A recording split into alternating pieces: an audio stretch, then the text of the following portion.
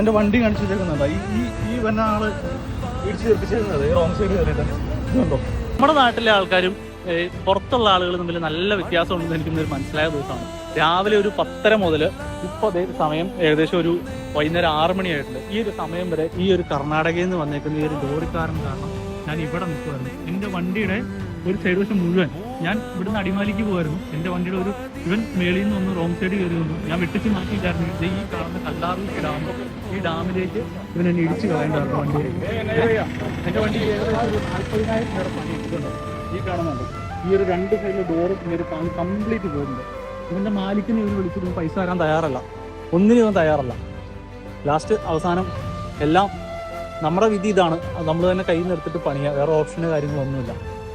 ഇതാണ് അവസ്ഥ. ഇതിപ്പോൾ ഈ സെയിം അവസ്ഥ ഈ കർണാടകയിലുള്ള ഇവന്മാരുടെ നാട്ടിൽ നമ്മളൊരു വണ്ടി കൊണ്ട് ചെല്ലുമ്പോൾ ഒരു ഇഷ്യൂ ഉണ്ടായിക്കാന്നൊന്ന് ആലോചിച്ച് നോക്കി. നമ്മുടെ അവസ്ഥ എന്താ?